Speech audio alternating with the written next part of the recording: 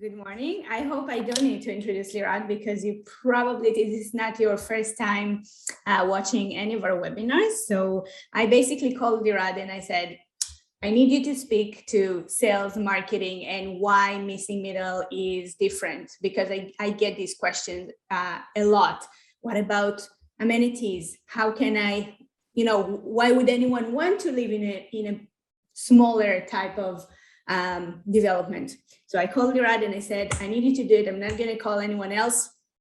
Please say yes. And he said yes. So Lirad, yes. Take it from here. Please also introduce yourself.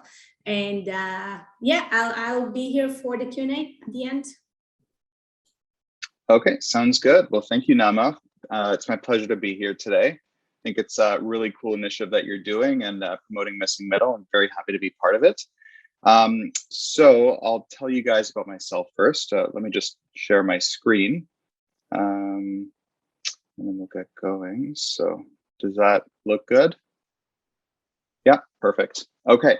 So my name is Lirad Kligman. I'm with a brokerage called Forest Hill Real Estate. I work on a family team. We're called the Yorkville team. We specialize in residential, commercial developments, do a lot of pre-construction work in the city. Majority of our clients are end users and investors on the residential side. And then I also work with developers, helping them source off-market land development opportunities on the commercial side. So thanks for joining me today. And today we're going to talk about how to create, promote, sell, and sell missing middle developments in the city. It's, obviously within 20 minutes, there's only so much that we can do. So I'm going to try to focus on the high level issues that you should really be considering. I understand that many of you are developers or aspiring developers across Canada. So this is meant to give you sort of a first-hand look at what things you should be considering. So let's get right to it, and then we're going to have a Q&A session at the end. Happy to answer all your questions. So before we get into the marketing and selling process, I think it's important for us to understand what are the demographic and demand factors that go behind the purchasers of missing middle type of housing. So the big demographic groups that are buying today are the millennials, the Gen X, and the baby boomers, and all of them have pretty similar kind of needs and wants. So in terms of the millennials, they are young, highly educated, upwardly mobile, born between the years of 1981 to 1996. And this is the demographic that have been young professionals for about a decade or so now, a little bit longer in some cases. They're starting to build families.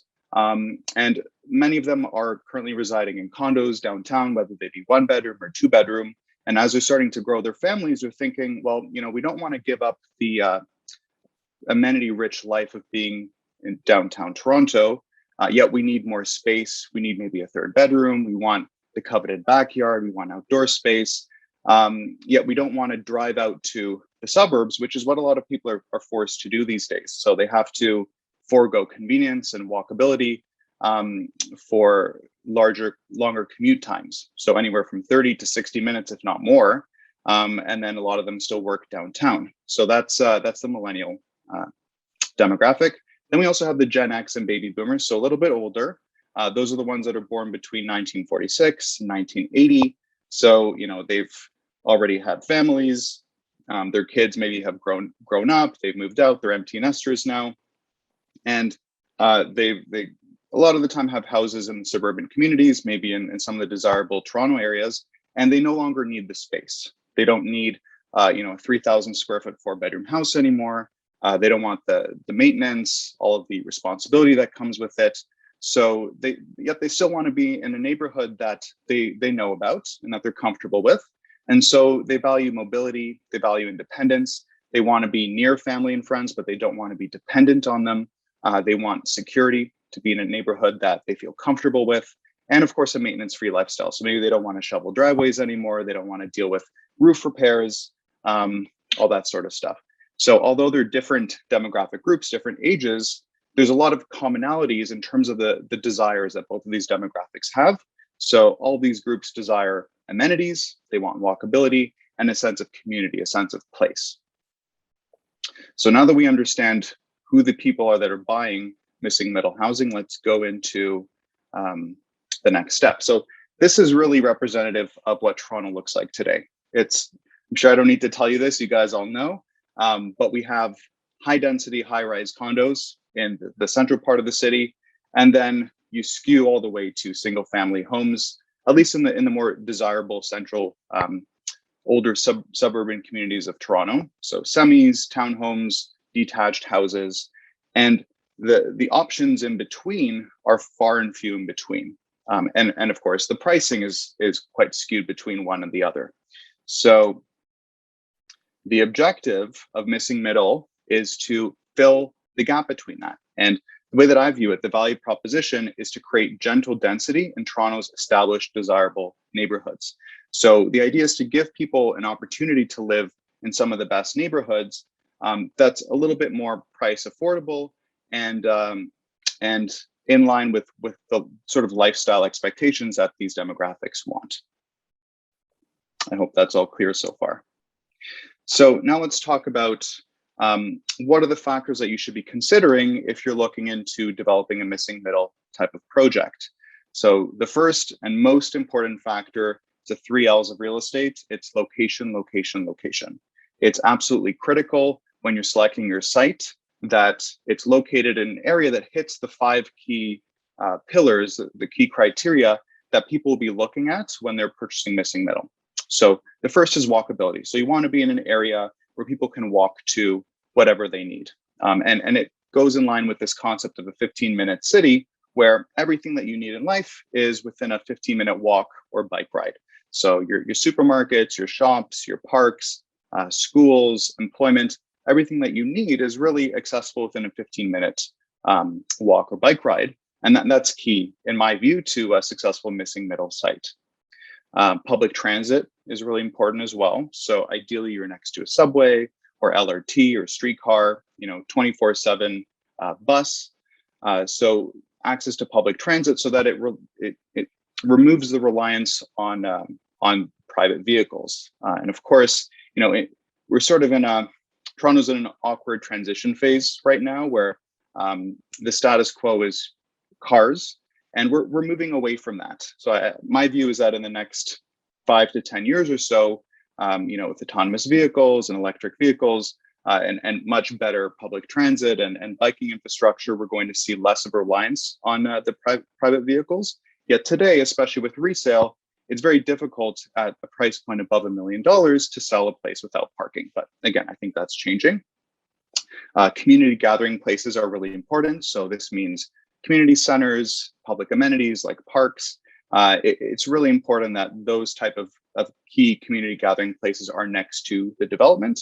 And finally, schools. So the quality of public schools are critical, especially if you're trying to attract families that want to be in a central neighborhood. So for example, Lawrence Park has amazing schools.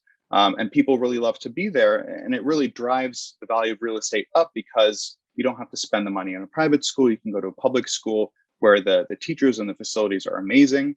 And it's accessibility for most families is a little bit tough for these type of neighborhoods because good public schools drive real estate prices up. So schools are super important.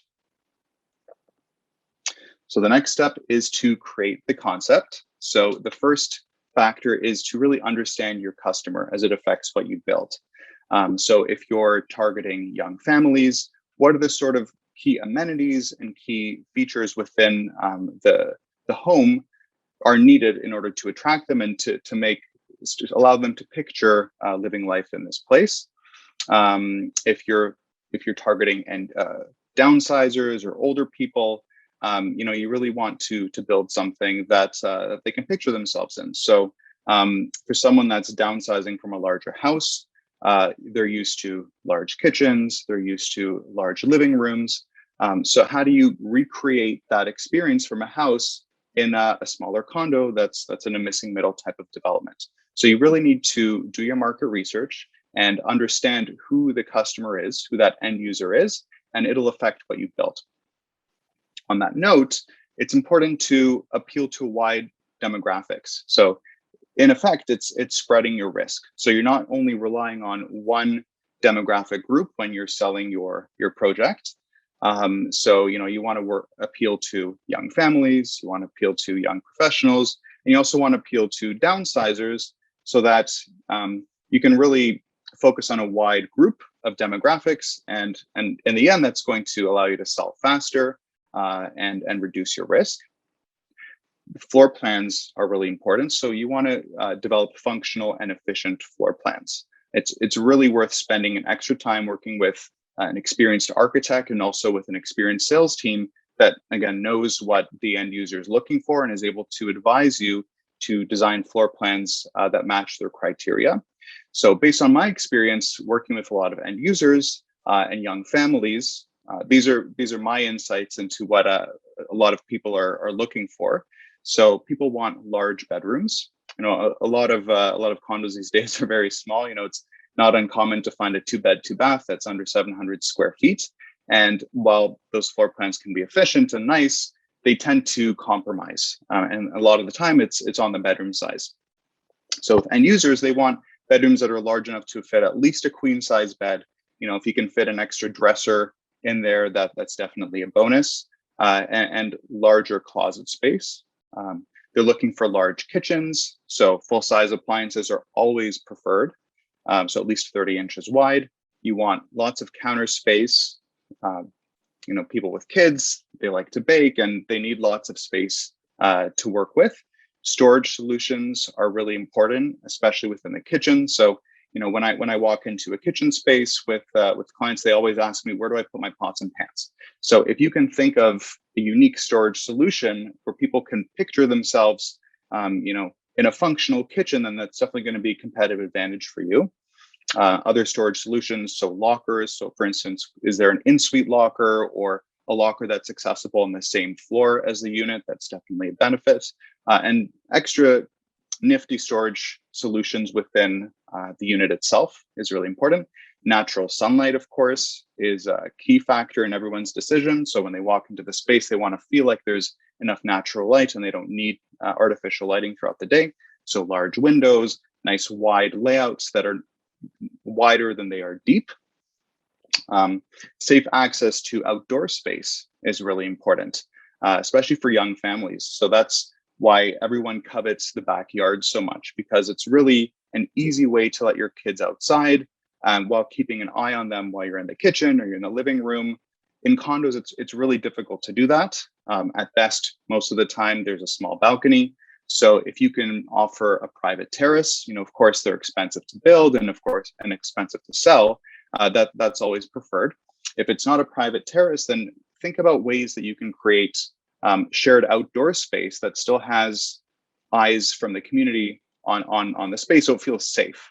So that could be an internal courtyard, or if the development is next to a big public park, then that's also a great alternative. But just think about ways, if they were your kids, what would you want? So those are all key factors. And so the big thing about missing middle is that you want it to be a no-brainer decision. So how can someone picture themselves living in this type of housing typology that's better than a single family house that's out in the suburbs? All right. So next we'll talk about pricing. So pricing is an interesting issue, and really when we're talking about missing middle and end users, it's all about the end price. So I would encourage you to stay away from the price per square foot. Obviously, price per square foot is key as a developer, but when it comes to an end user, it's really the end price that's really the key. So you want to think about what is the price delta, the price difference between the single family home and the condo and the missing middle. So, and it's an opportunity to fit in between existing housing options in the neighborhood. So as an example, if you have a missing middle site in a great neighborhood where detached home is selling for $2 million, and so say it's a 4-bedroom detached home, a 2-bedroom, 2-bath condo in that same neighborhood, if it even exists, is, let's call it $800,000. So you have a delta between $800,000 and $2 million to find a sweet spot. And if you're able to offer a product that's 3 bedrooms, 2 bath, call it 1,200 square feet, it meets all of the key criteria that we talked about before with lots of storage space and kitchens and good sized bedrooms, then it's really an opportunity for you to push the price point on that type of product to be below $2 million and significantly above $800,000. And I'd argue that you can actually beat the market and get a premium on a price per square foot basis by using this strategy. So again, find the delta between the detached home and the condo, and then fit somewhere in between. And assuming your product is a no-brainer, then you should really be doing well on this. I hope that was clear. All right, so now that we have our concept, the next step is to sell, and I'm assuming you'd want to sell pre-construction because you don't want to spend all the money and take on the risk of building this building before you sell. So to sell pre-construction, really the key thing is to understand, again, your buyer. So the end user versus investors. Now with missing middle and more of an end user type of product, you're probably going to be selling to more end users than you are to investors. I'm not saying that investors aren't a component of this. It's just, it'll skew more towards the end user. High-rise condos, those with 50, 60 stories, downtown Toronto traditionally sell to investors, probably 90, 95%. This is different. The next step is to create a compelling story. So how can you take the value proposition and all of the key factors that make your missing middle project amazing and package that into a compelling story to convey all those great benefits to your customers? So it's really key to work with a great marketing company and collaborate with your brokerage team in order to create that story and then find a way to communicate it and blast it out to the world. Then a key component is to select a brokerage and a sales team with neighborhood expertise. It's a different competency than selling a high-rise 50-story tower pre-construction to a group of investors. It's a different approach. You're marketing to a neighborhood, you're marketing to the end user. And so it's a little bit of it's a very different discussion with the customer when it's an end user versus an investor. An investor wants confidence that this is going to be a great investment for them. An end user wants the confidence this will be a great home for them. Investment as well, but home is really number one. So the brokerage sales team understanding of that customer is critical. Then you want to build a presentation gallery or a sales office experience. Again, with end users, it's really about building their confidence and understanding that this is a great home for them. So they want to be able to walk in, see, feel, and touch the development. Maybe you definitely want to do a kitchen vignette so they can see the finishes and understand how their lifestyle can fit into this home. And give them an understanding of the neighborhood. It's really to reinforce their confidence in the project and also to reinforce the confidence in you as the developer. So they want to know that you're not a fly-by-night developer, but you have key presence within the neighborhood, and you're here to support them throughout the sale process, and you'll be present after they move into the home. Sales timing is a key factor for you, especially when considering your pro forma. So when you're selling to end users, it's a little bit of a longer sales process. It'll take some more time to cultivate and build confidence. It's not quite the same, again, as a high rise where 80, 90% is sold within 60 days. This might take a little bit more time. And of course, you want to make sure that you sell enough pre-construction to hit your construction financing targets. So that's usually about 70% of sales of units sold in order to hit the value of your pre-construction loan, of your construction loan. And then finally, communication with purchasers is key, especially when you're working with end users, because again, they want the confidence that everything is moving efficiently and everything is good. So communication and then customer care with them after they occupy the unit is really important. So that's in a nutshell. Sounds kind of easy, but it's really not that simple, but that's really what it is. So I want to go into a case study within Toronto of a great missing middle example. There's not that many yet, but Curated Properties is a great developer that's really been a leader in building the first generation of missing middle housing in Toronto. And so Cabin Toronto is one of these examples. It was completed, I believe, in 2019. It's located within the Queen West area. So it's on 45 Dovercourt, I believe. So Queen West and Dovercourt. It's a 6-story building with about 26 units, if I'm not mistaken. I might be off there a little bit. But what makes this really unique is that the majority of the units in this building are 2-story. They're sort of townhome in the sky type of units. I talked before about diversifying risk, diversifying the buyers. So there's anywhere from 1 to 3 bedrooms in this building. Really nice example of gentle density in a great neighborhood. That's definitely a 15-minute neighborhood, and is a great example. So I would encourage you to take a look at this project as a great prototype of missing middle housing in the city. And I also want to pull up one of the unique floor plans, which is unlike majority of condos in Toronto, especially those sold pre-construction. So this one is a 3-bedroom plus den with a rooftop terrace. It's a 1,540 square foot interior plus very generous outdoor space. There's nearly 1,100 square feet of outdoor space on 2 different terraces. And so some of the key things that make this a great type of housing for a young family, probably not so much for a downsizer because there's stairs. So that's something to consider. If it's a downsizer, older type of buyer, they want to avoid the stairs. So everything's got to be on one level, but this is a great alternative for a young family that needs a 3-bedroom type of housing choice. So great kitchen with tons of counter space, full-size appliances. There's a nice, generous living space with dining area and a den, lots of windows. There's a great wraparound terrace so the kids can run around there. Mom or dad can watch them from the kitchen or from the living room. Go up to the bedroom level. There's 3 nicely sized bedrooms with 2 bathrooms. And then the rooftop has a gorgeous terrace, which is equivalent, if not better, to a backyard. So I hope that was helpful. I think we're pretty much right on time, maybe a little bit over. Time, yeah. Yeah. So okay. I have 2 questions. I'm going to merge it into one because it's the same topic which you covered, but maybe you can speak more to, which is housing needs of seniors, and the second question that I'm merging it to is parking for Gen X and boomers, especially if they buy in transit-rich areas. If you can speak to that.